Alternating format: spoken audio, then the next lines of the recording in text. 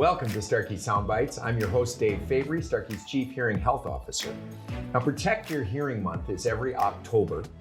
And in this episode, we're going to focus a little bit on getting a jump start on that very important topic, specifically for professionals working in law enforcement. Now, before we dive in, a quick note. For those of you who've listened to this podcast in the past, we greatly appreciate your patronage. And if you have ideas for content that we should cover in the future, please send us an email at soundbites@starkey.com, and we'll address your suggestions and bring in other experts like we have here today to address those topics in the future.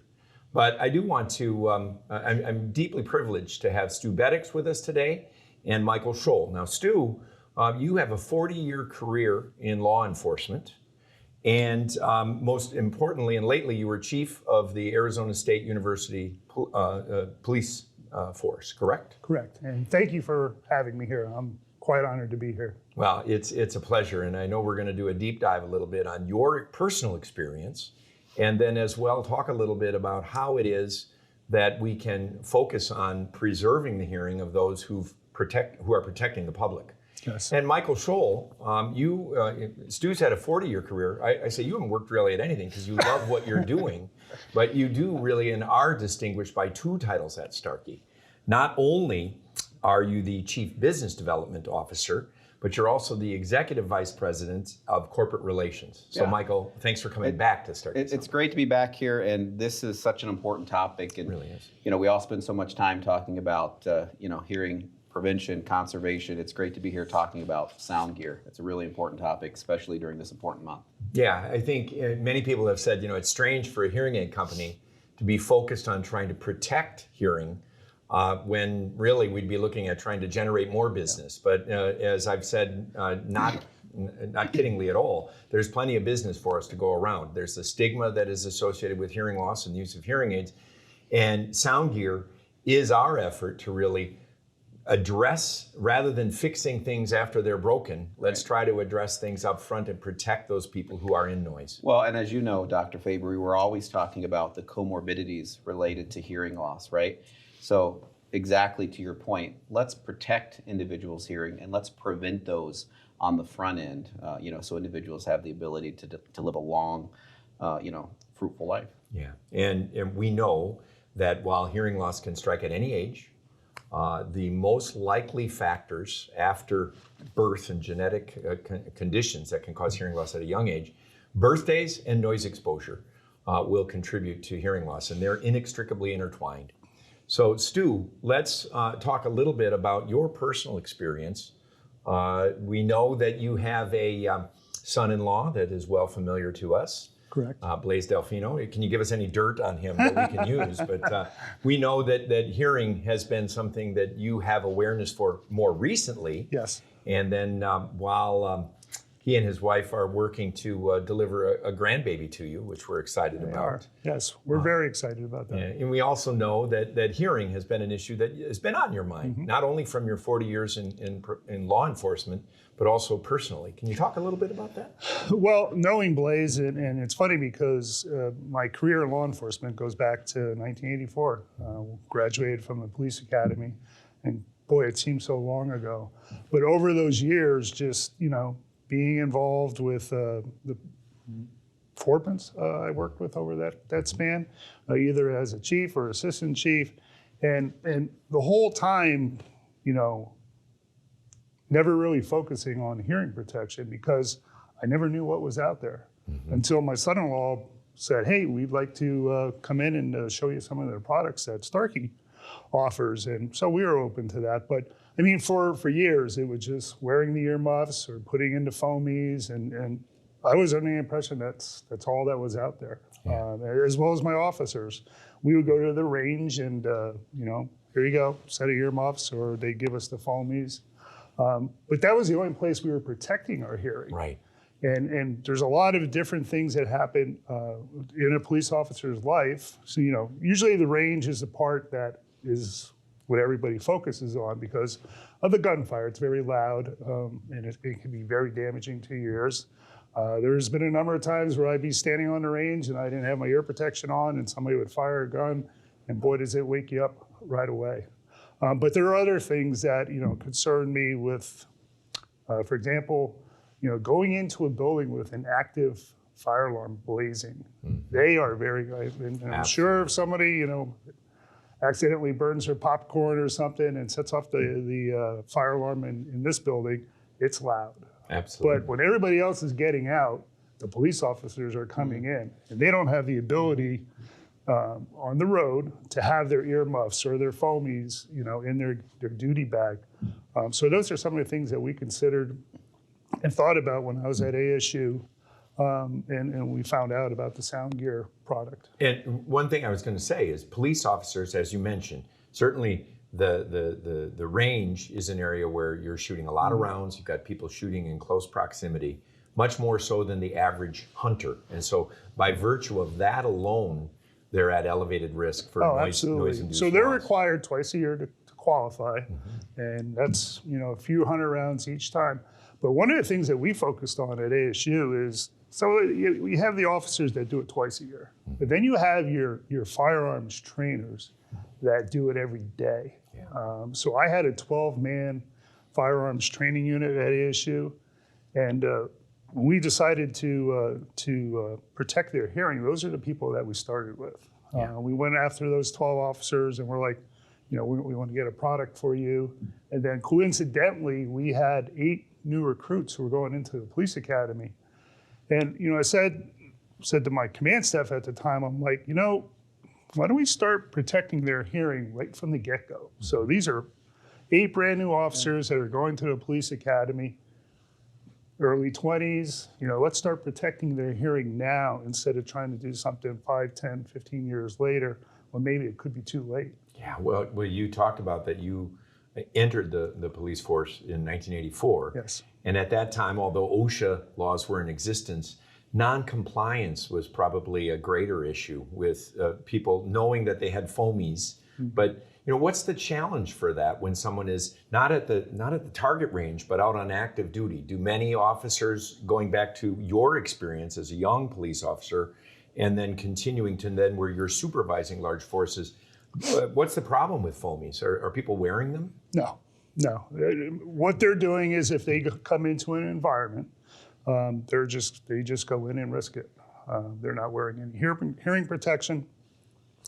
And they also, I think officers don't like to put in hearing protection because they want to be aware of their surroundings. They want to be able to hear what's behind them, what's happening, using their senses while doing their job. Yeah. Well, Michael, you use a phrase and expression that you've learned from interacting with veterans in active duty military. Do you mind sharing that with us? No, having, many conversations with both VA and military audiologists, and I ask, when you see somebody, you ask them, are they wearing hearing protection? Have they been wearing hearing protection? And the phrase that I've heard more than once from military audiologists is no, because the individual would rather be deaf than dead, right? And it's to Chief Bedics' point, is with foamies or other solid protection, you don't have the situational awareness, right? Mm-hmm. And if you are a first responder, if you are in the military, you not only need the protection, but you better believe you need to know what's happening around you, right? And with your colleagues and the other, officers who are supporting you and that you are supporting. So just using a solid plug that suppresses and doesn't amplify, as the chief said, folks don't have any interest in that. Let me share a quick story with Please. you. So when I got to ASU, we already had an officer who was hired prior to me getting there. And I think he was a 12-year veteran. And he came in one day with a letter from his doctor. And the doctor more or less said that his hearing was damaged so bad that he no longer could perform the duties of a police officer. And it was because of his safety. The doctor more or less said his hearing's so bad, he can't hear people coming up behind him. And we had found out, because I questioned him, like, well, how did we even hire this guy? Because every police officer who gets hired, no matter what agency I've worked for, they have to have a baseline hearing test done. And the doctor signs off on it, and he says that they have the ability to perform the duties of a police officer. This one individual, his hearing was bad because he was in the military. He was at the range, and I don't know what his duty or his assignment was when he was in the military. Artillery or But we, for whatever reason, the chief at the time signed off on it, and we hired this guy, and then he became one of our range instructors. Again, using foamies and earmuffs, and a lot of times those are the guys that they don't like to wear them and stuff like that. And lo and behold, 12 years into his career was over. And so it was a shame. Yeah, I hate to hear that, because I think you raise another really important point, is that individuals prior to joining the force may have had military experience where they didn't wear protection, and they also might enjoy other noisy hobbies, whether it's woodworking or whether they like to recreationally hunt, or if they mow the grass. The ear has a remarkably resilient to noise exposure. You may have noticed this, let's say early in the career, before you were enlightened about use of hearing protection, where you come away from a particular event on the range, let's say, where your ears are ringing or they feel plugged or stuffy. And it's amazing when you're 24, that hearing recovers over a 24-hour period or so. But if you work and then play with noisy toys, that can really compound. And then the lifetime of exposure to noise, whether it's previous career or previous job settings, can all lead to a situation, and that's a tragic story, where now someone who loves doing what he was doing was no longer able to protect himself or others to be able to locate not only whether his sound was present, but where it was. Right. So, Michael, let's talk a little bit about SoundGear. Sure. The chief has mentioned that Blaze and you had spoken about SoundGear. For those who haven't heard of SoundGear previously, can you talk a little bit about why it is that we developed this technology? Yes, absolutely, Dave. So SoundGear is a product that we've had for some time, and we have differing variations of the SoundGear product, right? We have active products, we have static products, but the two products that you hear us talk most about is our SoundGear Phantom product and our SoundGear Instant Fit product. And both of these technologies are active hearing protection, as you have them in your hand, Dave. The black are the custom Phantom products, and then the orange are the non-custom Instant Fit product. And these products both suppress the loud, harmful noises while amplifying your situational awareness, so your surroundings. So you have the ability to have protection, but yet hear what your fellow first responders, colleagues are saying. So this is something that over the last few years, we've really made it a priority at Starkey to grow the SoundGear brand. As you mentioned earlier, yes, first and foremost, we are a hearing aid manufacturer helping people with our best in the market technology. But at the same time, how can we, with our current technology and continuously creating new SoundGear technology, how can we prevent hearing loss on the front end? And this is something that I've been especially proud to be a part of over the last couple of years as we grow this brand, not only for first responders, not only for our military, but think about loud industrial. Think about other recreational areas where you're constantly exposed to loud noises. Well, products exist, number one, that work. The one thing that we haven't mentioned, right? The research shows that foamies, 70-80% of the time, you don't even get them in correct, right?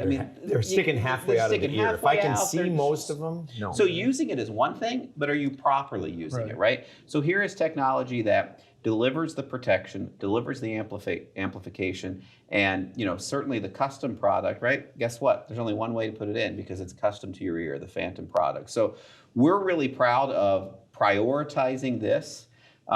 We had a great experience with Chief Bedics in Arizona State.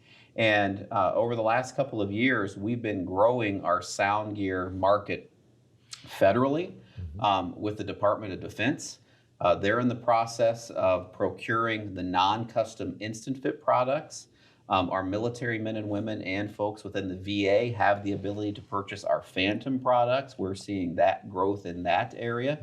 And we're prioritizing local and state law enforcement across the country, right? Because they are on the front line. They are constantly around loud noises. So conversations that we're having not only with individual police departments, but with state legislators, guess what?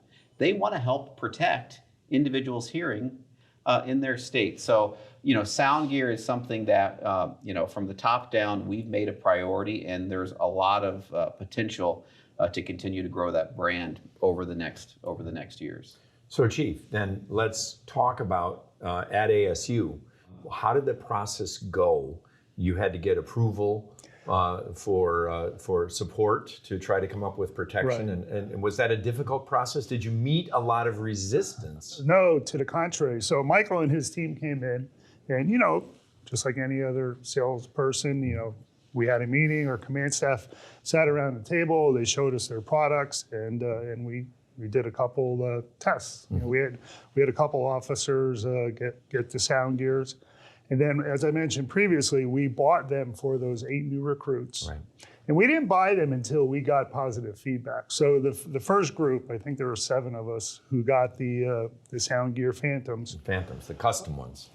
We got them, went to the range, couldn't believe they were extraordinary how well they worked. And what's really nice is in Arizona, as you know, it's quite hot. Yeah. So a lot of our officers wear what's called a Bonnie hat or a boonie hat or Sure. whatever. So it's a hat with the, because you want to stay out of the sun. Yeah, yeah. Well, those are not conducive to the earmuffs, and putting the foamies and stuff really just didn't cut it. So we buy the SoundGear Phantoms for the first 7, and the results, or I should say the reviews and the evaluations were really good. So we're like, okay, let's take it to the next step. And then we did our firearms training unit and those 8 recruits. So that was another 20 units that we purchased. And then I made those officers, I actually sent an evaluation form out to them. And I said, how do you like the product? What do you don't like about it? And the reviews were glowing. Every single 12 reviews that I got back were all extremely positive. And then the last question was, do you think we should buy this for the rest of the department? And it was 12 yeses. Wow. So, it was the end of the year. We had some money that was left in one of our accounts that we had from asset forfeiture. And those funds are always earmarked towards training and products or equipment. And so we decided to buy them for the rest of the department. And everybody loves them. That's terrific. And did they have the opportunity, they said, yes, we should recommend this for the entire force.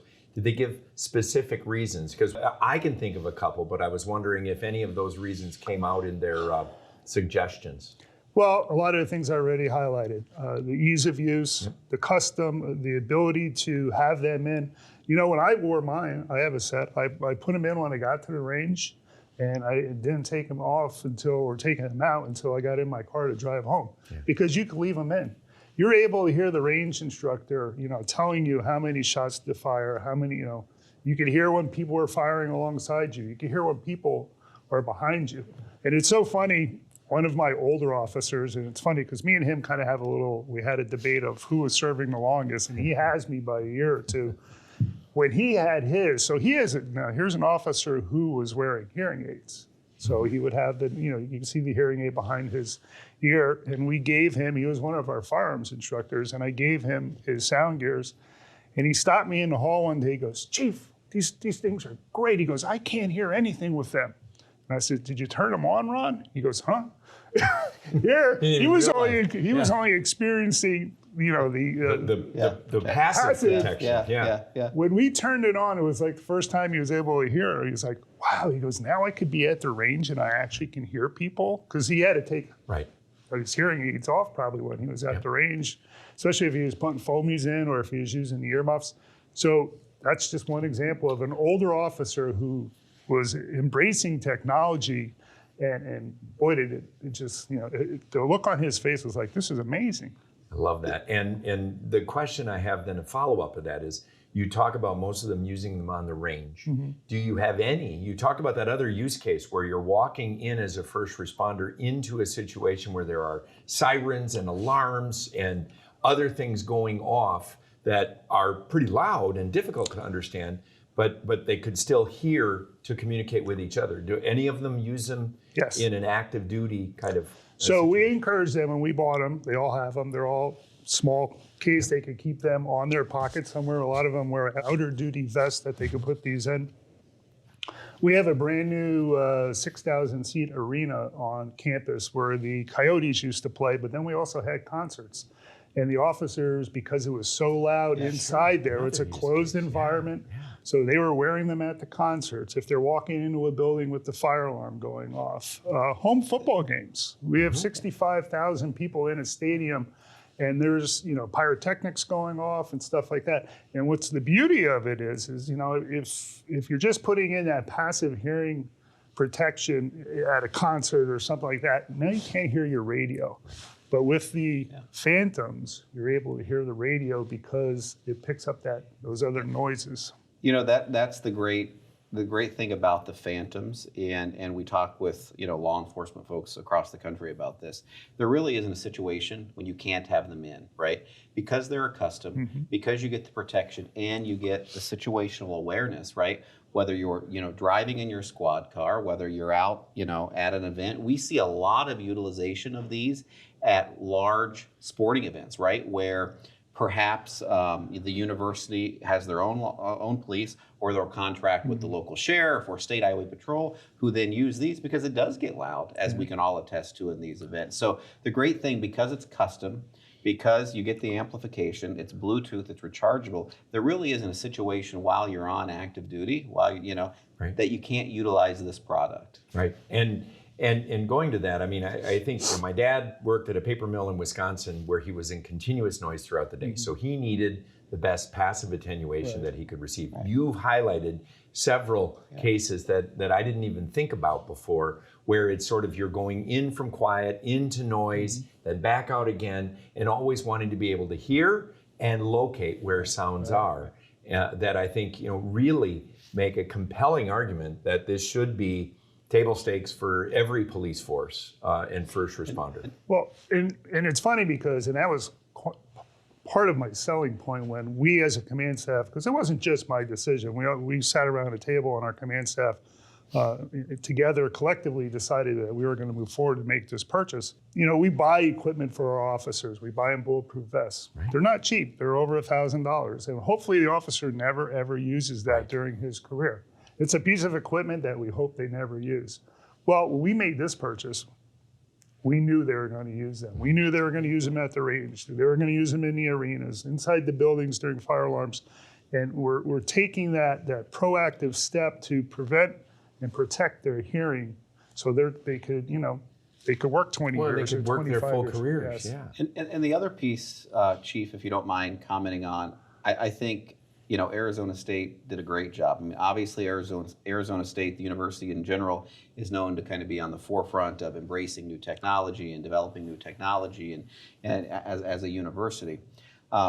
But when you had success and you fit your officers, you reached out to the local media, right, and actually got some earned media from some of the Phoenix stations, from the perspective of, look, we're doing what's right for our officers, right? Their health and wellness, because of the comorbidities related to hearing loss, we understand how important this is, and we're taking an initiative, unlike few universities have. So talk a little bit about, what you did with your local. Well, ASU loves to be, they claim to be number one in innovation.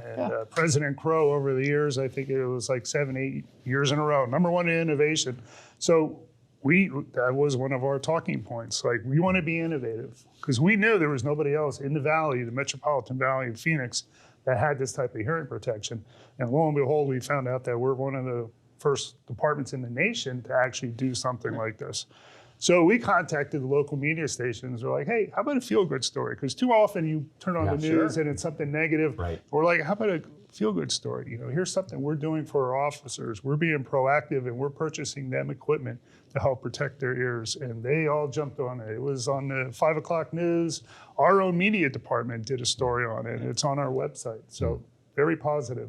That's fantastic. And I mean, I just can't thank you enough for raising awareness. I mean, I spend my professional career as an audiologist trying to raise awareness for the importance of hearing as a vital human sense. In your case, it relates directly to safety, and to be able to extend an officer's career by protecting the hearing and really raising that awareness early on with those new recruits. But also it sounds like you even made converts out of some of those more senior officers who now Absolutely. recognize, okay, the benefit of extending their careers at a point in time where they're getting, more days behind them than in front of them.